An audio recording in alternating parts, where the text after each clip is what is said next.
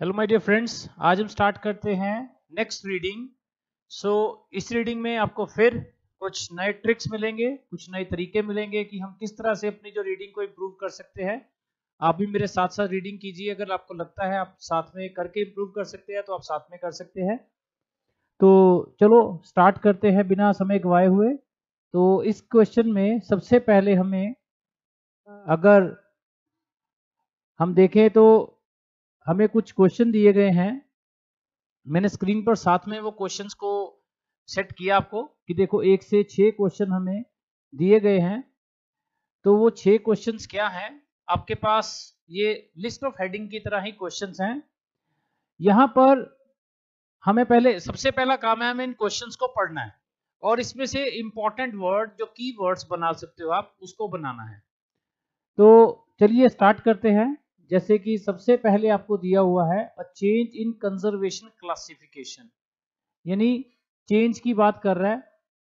इसमें जो सबसे आसान वर्ड जो आपको रहेगा चेंज, क्योंकि हो सकता है कंजर्वेशन का मतलब भी ना पता हो या क्लासिफिकेशन का मतलब भी ना पता हो। और मैं जैसे कि आपको बताता हूँ, ऐसी ट्रिक्स बताता हूँ कि जो हमेशा आपके लिए कामयाब और कारगर साबित होती हैं। और अगर आप इन ट्रिक्स को फॉलो करते हो, प्रैक्टिस करते हो, तो वो भी आप बिल्कुल सटीक निशाने पर पहुंच सकते हो अपने आंसर के। जिਵੇਂ ਅਸੀਂ ਪੰਜਾਬੀ ਚ ਕਹਿ ਸਕਦੇ ਜਿਵੇਂ ਤੁੱਕਾ ਵੀ ਲਾਈਏ ਤੇ ਕਿਵੇਂ 100% ਅਸੀਂ कोशिश करके ठीक लगा लीए। सो ਉਹਦੀ प्रैक्टिस करनी पड़ेगी, पर ये तुक्का भी नहीं है, लॉजिक भी है। तो चलो समझते हैं। जैसे क्वेश्चन नंबर 1 में हमने देखा, हमें दिया हुआ चेंज इन कंजर्वेशन क्लासिफिकेशन। हर एक को ये हर एक का मीनिंग नहीं पता होगा, लेकिन हर एक को सबसे आसान वर्ड जैसे चेंज है, ये मीनिंग जरूर पता होगा, चाहे जिसकी इंग्लिश जितनी मर्जी वीक हो। Number 2, reference to the role of smell in lemur behaviour.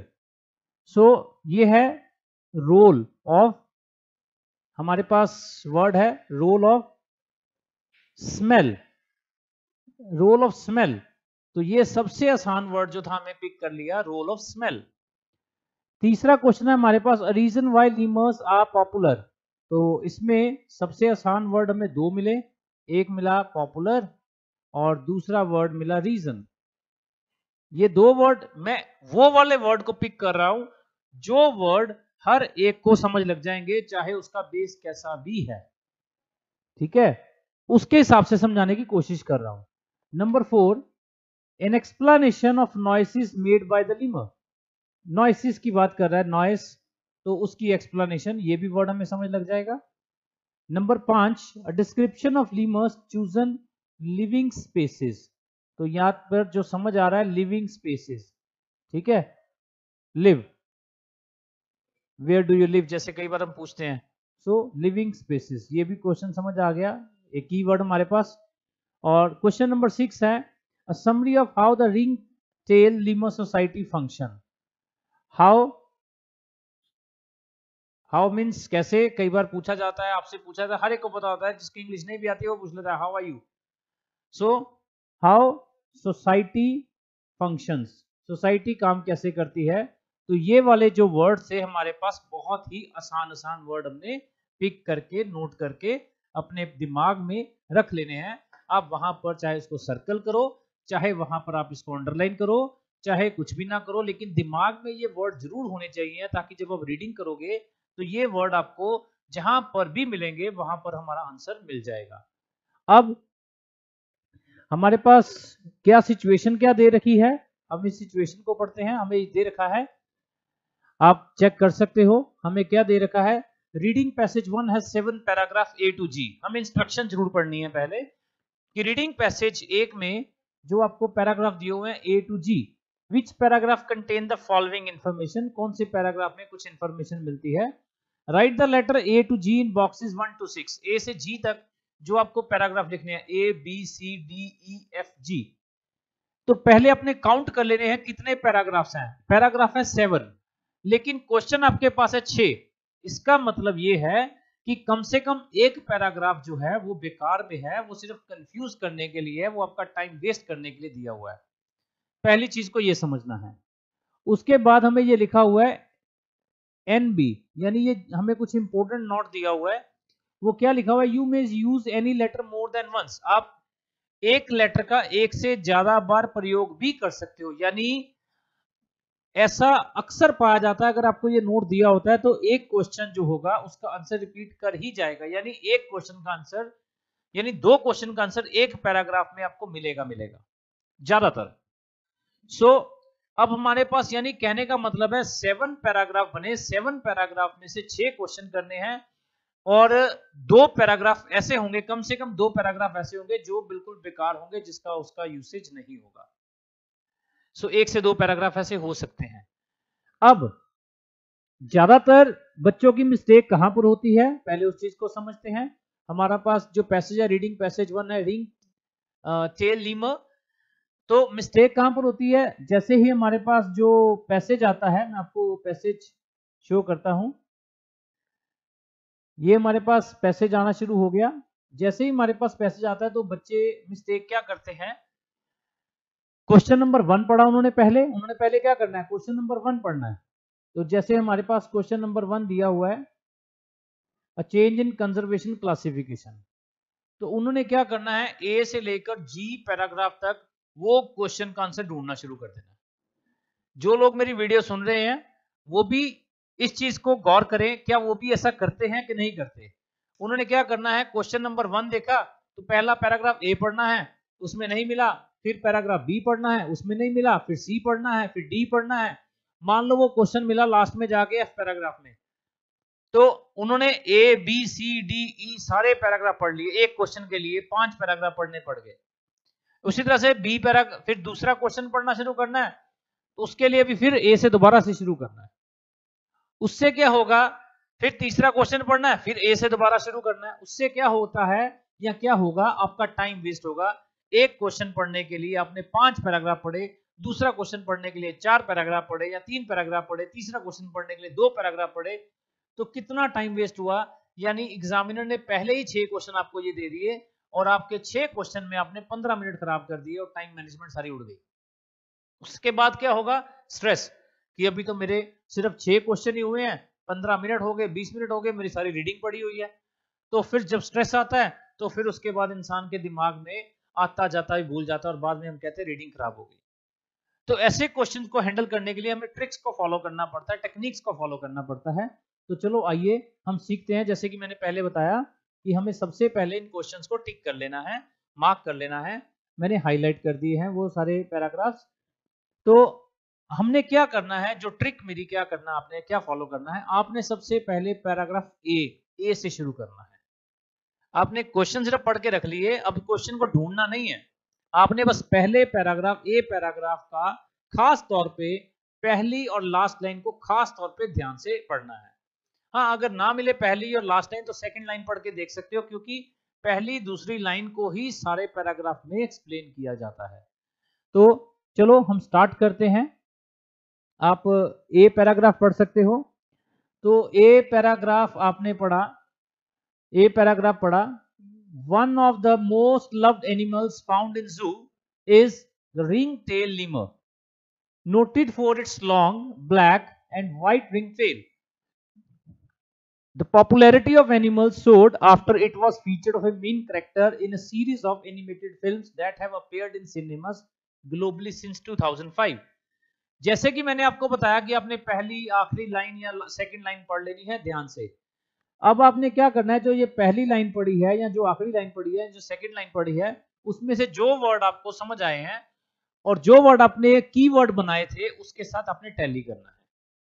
यहां पर मुझे ये वर्ड मिला, आप देख सकते हो, उसमें लिखा one of the most loved animals found in zoo is ring tail lemur, noted, पहली बात आ गया, noted for its long black and white ring tell.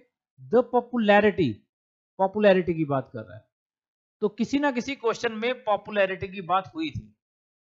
हम इस क्वेश्चन को उसके साथ कंपेयर करेंगे, उस क्वेश्चन के साथ।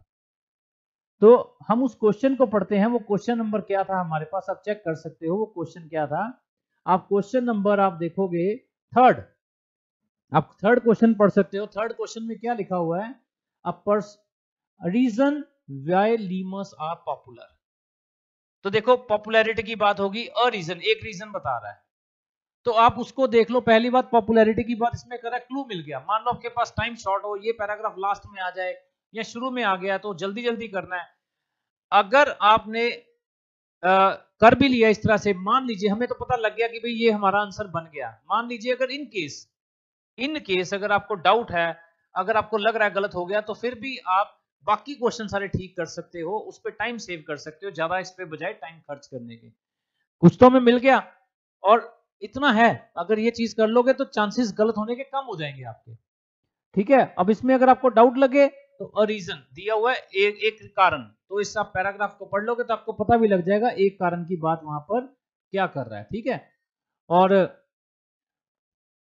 सो क्वेश्चन नंबर नेक्स्ट, तो आपने बड़ी आसानी से इसको ढूंढ लिया। अब हमें नेक्स्ट पढ़ना है पैराग्राफ नंबर बी। तो ये पैराग्राफ नंबर बी हमारे पास आ गया, ये है पैराग्राफ नंबर बी। इसमें क्या दिया हुआ है, पैराग्राफ नंबर बी में हमें लिखा गया है the ring tail lemur most distinctive feature is its tail which can grow up to 60 centimeter long and can have as many as 13 alternatively colored rings of fur। तो इसमें आप देखोगे जो हमारे पास पहली लाइन में क्या बात की है, इसके फीचर की बात कर रहा है।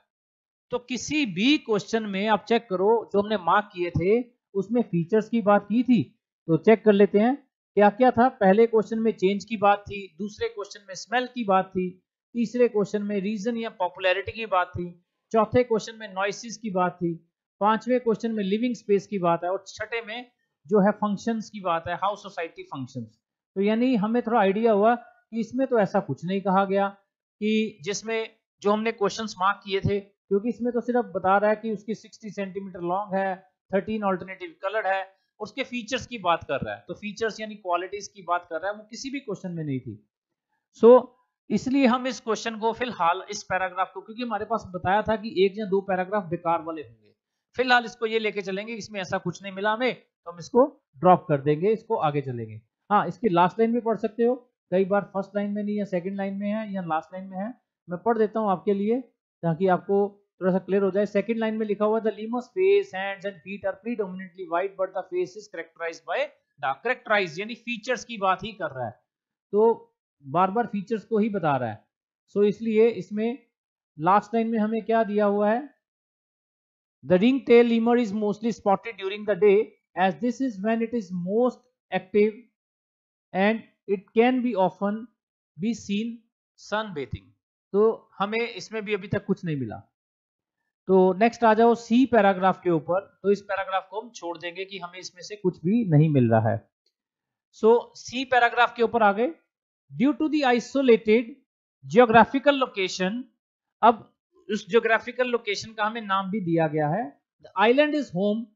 देखो इसमें से हमें कुछ क्लू मिल गया पढ़ते पढ़ते, मैंने कोई ट्रांसलेशन नहीं की, मैं कोई आपको इसके मीनिंग नहीं बता रहा, क्योंकि जिसको ट्रांसलेशन आती है वो तो ट्रांसलेशन पढ़ के कर लेगा, लेकिन जिसको ट्रांसलेशन नहीं आती, जो इंग्लिश में वीक हैं, जिसको रीडिंग करने में दिक्कत है, लेकिन वो कुछ ऐसे वर्ड्स की हेल्प से अपनी रीडिंग को सॉल्व कर सकता है। अब इसमें देखो सबसे आसान वर्ड में क्या मिला, जैसे लिखा हुआ है due to the isolated geographical location. एक तो लोकेशन की बात कर रहा है, एक क्लू ये मिला। दूसरा द आइलैंड, इसने क्या लिखा हुआ है, the island is home. Home घर है आपका, है ना, जहां पर आप रहते हो। सो लोकेशन जहां पर आपका घर है, मान लो जहां पर आप रहते हो, तो हमें कुछ आइडिया मिला, रहने की बात कर रहा है, कुछ कॉमन सेंस लगानी है कि घर की बात कर रहा है यानी जहां पर हम रहते हैं।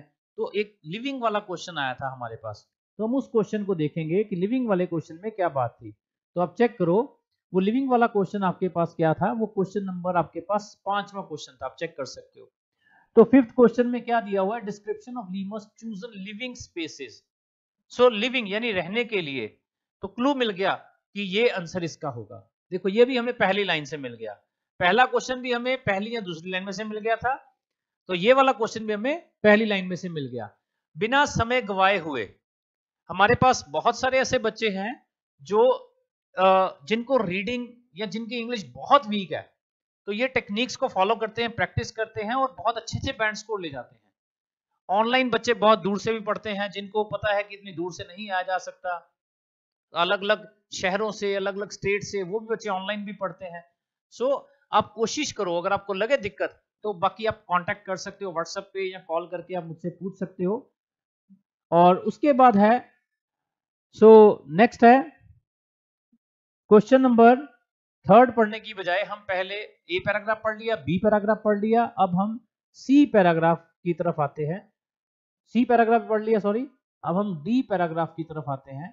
देखो एक एक लाइन में आपका आंसर हो गया फटाफट, यानी जिस क्वेश्चन को आप 6 मिनट, 5 क्वेश्चन या 6 क्वेश्चन 6 मिनट में खत्म करने होते हैं, लेकिन बच्चे उसको 15 मिनट लगाते हैं।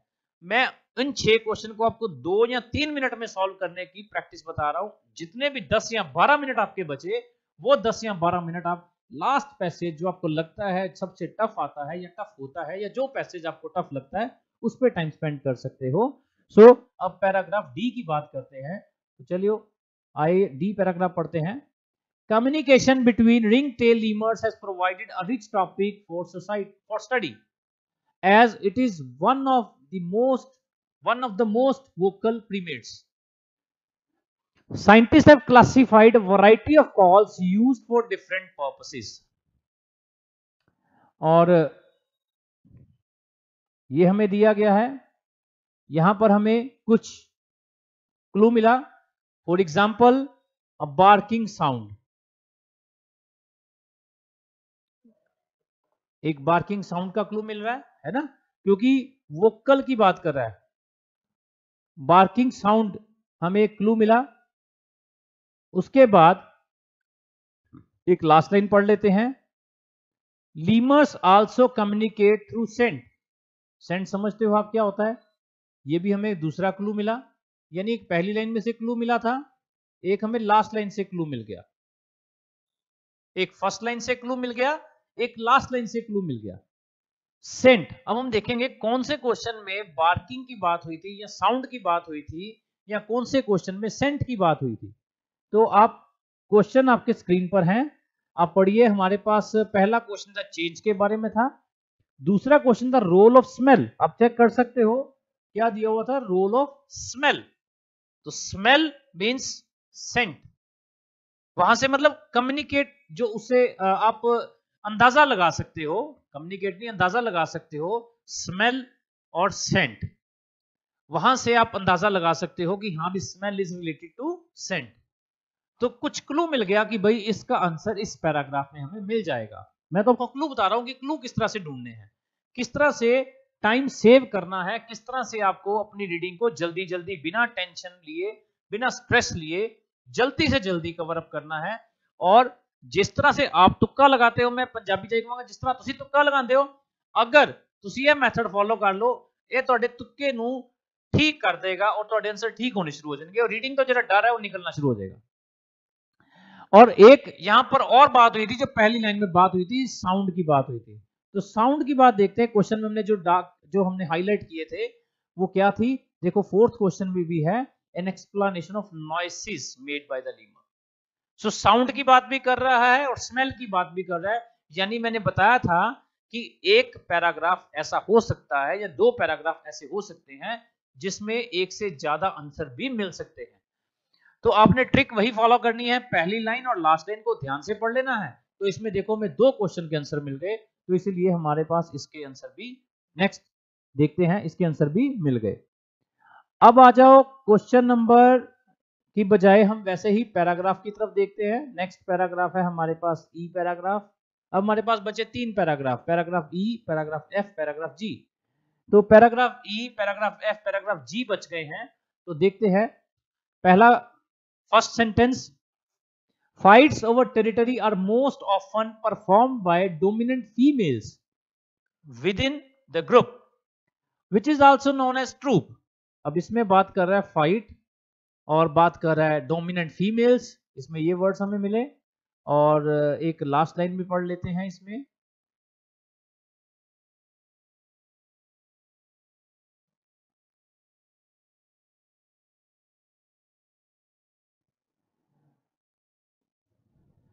एक लास्ट लाइन भी देख लेते हैं।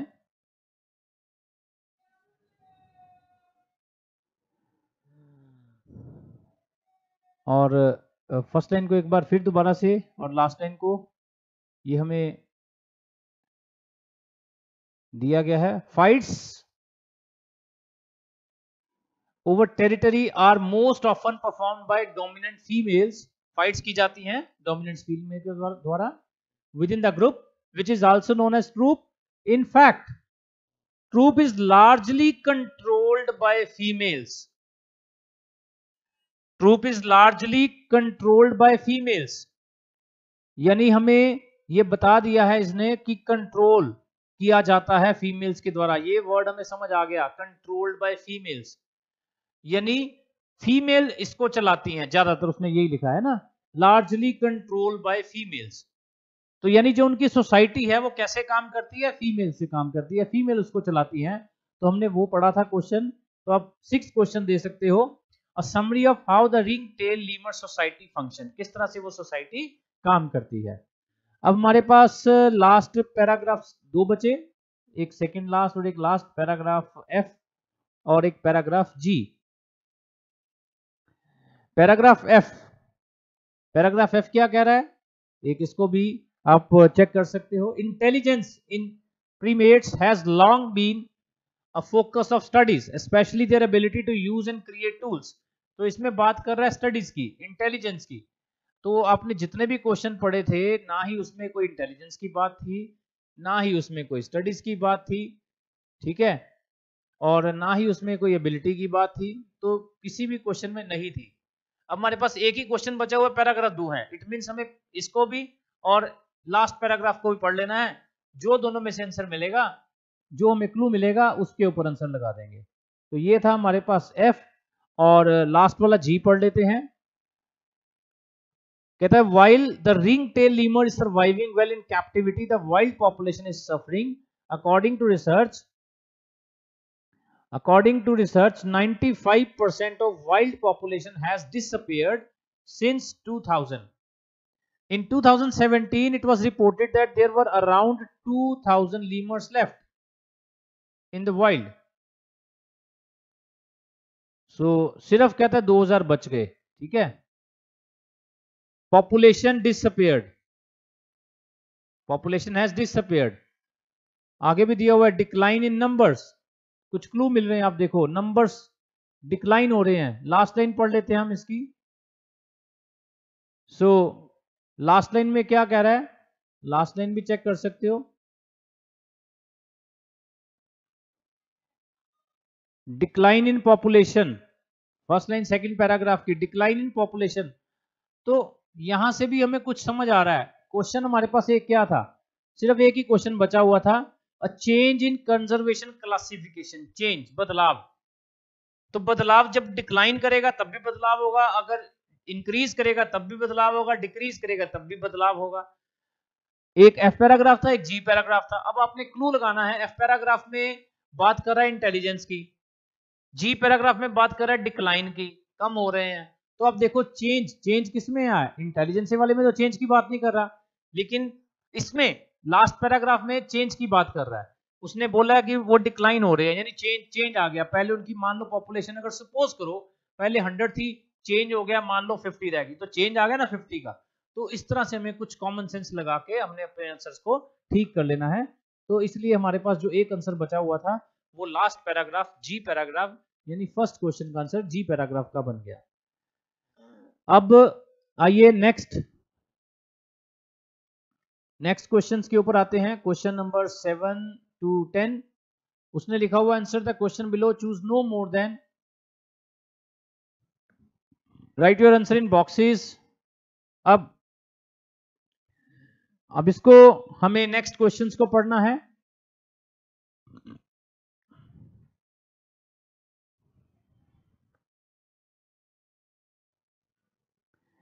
क्या दिया हुआ है, what other animals do, write your answer in the boxes on your answer sheet. इसका आंसर बताना है हमें। So what other animals do ring tail lemurs look like.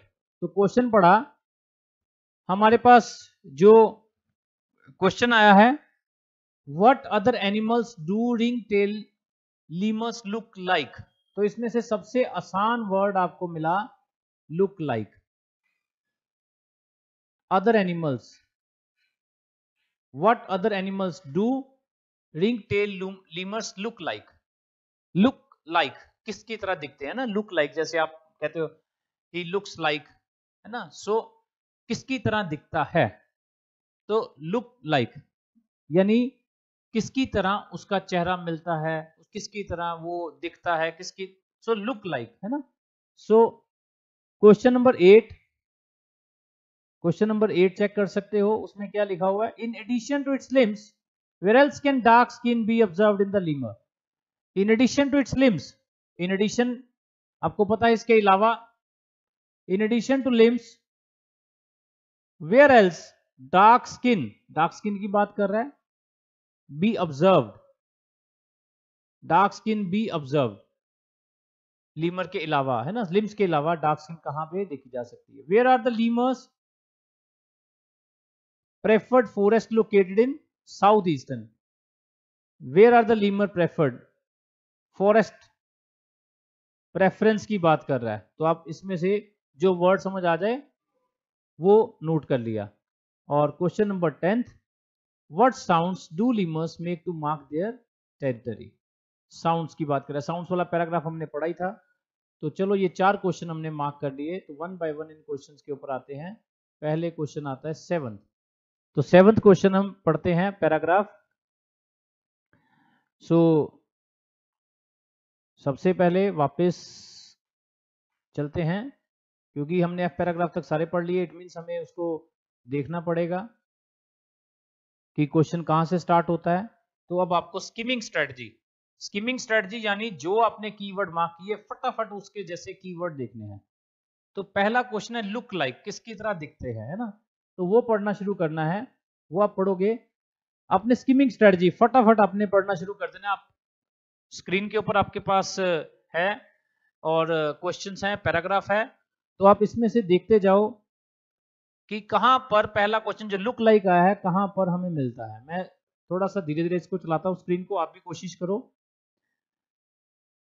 The popularity of animals soared after it was featured as a main character in a series of animated films that have appeared in cinemas globally since 2005, known scientifically as lemur, cut up the latter half of the scientific name referring to supposed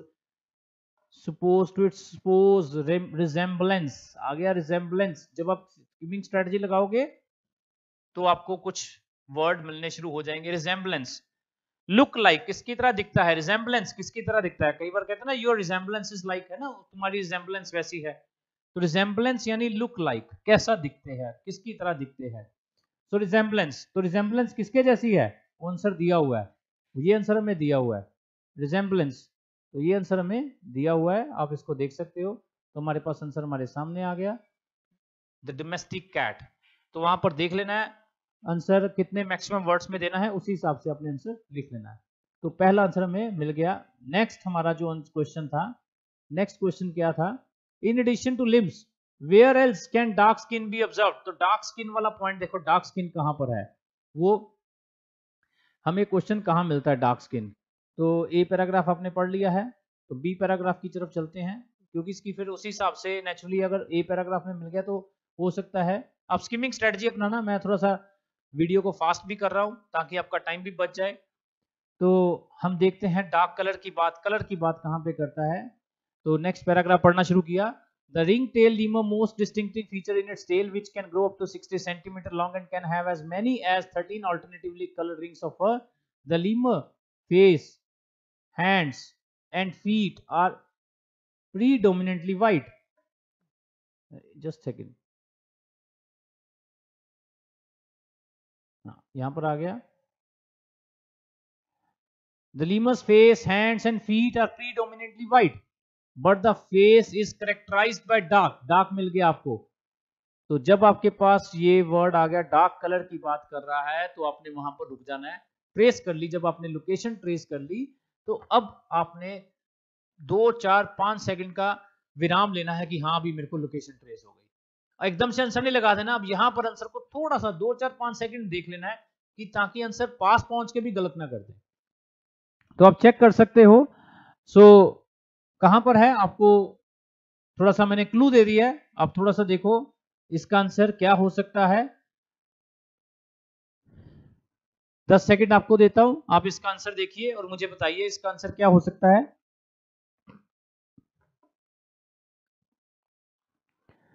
ठीक है जी। सो चलो 10 second हो गए। अब आप देखिए क्या है, उसने क्या बोला है, उसने क्वेश्चन में बोला है lemurs face hands and feet are white, predominantly white. लेकिन व्हाइट की बात तो हमने करनी नहीं, उसने पूछा क्या है, डार्क की बात की है। But the face is dark.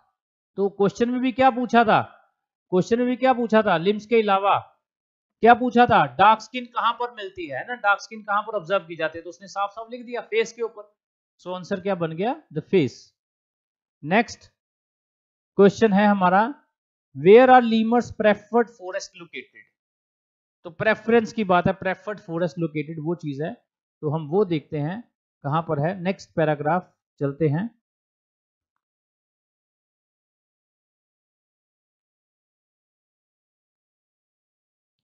ताकि आपका टाइम भी फटाफट आप इसको भी ढूंढ सको।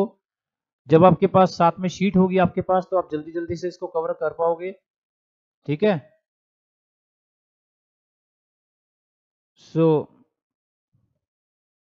जब आप पढ़ रहे होगे तो मैं वही उसी पॉइंट के ऊपर लेके आ रहा हूं आपको। जब आप पढ़ रहे होगे तो आपके सामने उस पेंसिल को, जब आप स्किमिंग स्ट्रेटजी फटाफट पढ़ते जाना, प्रेफरेंस की बात कहां पर कर रहा है, जब पढ़ते जाओगे रीड करते जाओगे बिना उसकी ट्रांसलेशन किए हुए, तो वहां पर आपको वर्ड मिल जाएगा, तो वहां पर रुक जाना है। जैसे यहां पर आइए आप देखिए, द एनिमल स्ट्रांगली प्रेफर्स, ये वर्ड मिल गया आपको, प्रेफर्स ये वर्ड मिल गया आपको, फॉरेस्ट, ट्रेस होगी लोकेशन। पहला काम है लोकेशन को ट्रेस कर लेना। जब आपने लोकेशन को ट्रेस कर लिया तो आधा काम आपका खत्म हो गया। अब हमारा काम है नेक्स्ट शुरू होगा कि इसके बीच में आंसर कहां पर है। सो अब उसने क्या दिया इसके आंसर, अब इसके आगे आंसर होगा या इसके पीछे आंसर होगा। पहला क्या दिया हुआ, एनिमल स्ट्रांगली, ये तो आंसर हो नहीं सकता कि एनिमल स्ट्रांगली प्रेफर करते हैं, क्योंकि आंसर उसने क्या प्रेफर क्या करते हैं वो आंसर देखना है, वो नेचुरली उसके बाद होगा। तो क्या लिखा हुआ है, लोकेशन, प्रेफर्ड लोकेशन क्या है, उसने पूछा था क्वेश्चन लोकेशन क्या है। तो लोकेशन उसने क्या लिखी है, which are those that form along river banks. तो लोकेशन क्या बता दी उसने, रिवर बैंक्स। तो ये हमारे पास उसका आंसर दे दिया उसने कि लोकेशन क्या है, प्रेफर्ड फॉरेस्ट लोकेशन क्या है। प्रेफर्ड पता लग गया, फॉरेस्ट पता लग गया, अब हमें लोकेशन ढूंढनी थी, लोकेशन क्या है, रिवर बैंक्स। तो ये आंसर हमें उसने आसानी से साथ में दिया होगा, इतना चीज तो ये मान के चलो। अब आ जाओ नेक्स्ट क्वेश्चन हमारे पास। नेक्स्ट क्वेश्चन था question number 10th, what sounds do lemurs make to mark their territory. कौन सी साउंड करते हैं ना, व्हाट साउंड्स। हमें चलो मीनिंग निकालने नहीं, हम सीधा सा चलते हैं कि व्हाट साउंड्स, कौन सी साउंड्स। तो हम साउंड्स के ऊपर आते हैं। तो साउंड वाला पैराग्राफ एक पढ़ रहे थे जब हमने साउंड वाला, स्मेल वाला वो क्वेश्चन किया था, तो उस पैराग्राफ की तरफ चलते हैं। सो ये हमारे पास आ गया साउंड वाला, हमने पहले भी क्वेश्चन किया था, तो उसमें साउंड वाला हमारे पास क्वेश्चन आ गया था। उस लाइन को स्किमिंग स्ट्रेटजी पढ़ोगे उस लाइन से। For example, a barking sound alerts the group to danger, whereas howl which can be heard kilometres away, दूर से सुनी जा सकती है। कौन सी साउंड करते हैं, किलोमीटर्स अवे, दूर से, किलोमीटर दूर से भी सुनी जा सकती है ना। सो साउंड कौन सी है, कौन सी बार्किंग साउंड करते हैं, हाउल, कौन सी बार्किंग साउंड करते हैं। तो क्वेश्चन भी हमारे पास क्या था, व्हाट साउंड्स। तो क्वेश्चन अगर आप दो दो वर्ड अच्छी तरह से देख लो, व्हाट साउंड्स, तो वहां पर साउंड दे दी उसने, कौन सी बार्किंग साउंड कौन सी है, हाउल। तो साउंड आपको आंसर दे दिया, तो आपका आंसर आसानी से आपको मिल गया। सो ये थे आपके पास क्वेश्चन 1 से 10 जो मैंने आपको करा दिए हैं। 11, 12, 13 हो सकेगा तो नेक्स्ट वीडियो में, नहीं तो आप करके, अगर आपको प्रॉब्लम आए तो मुझे व्हाट्सएप पे मैसेज कर दीजिए, तो इन एमसीक्यूज की भी आपको नेक्स्ट वीडियो बनाकर मैं दे दूंगा, उसमें भी कोई प्रॉब्लम नहीं है। सो अगर आपको वीडियो अच्छी लगे तो लाइक करो, शेयर करो, ताकि मैं ऐसी वीडियोस और बनाता जाऊं, और दूसरों को भी सब्सक्राइब कराओ चैनल जितना हो सके आपको। और वीडियो देखने के लिए भी थैंक यू वेरी मच।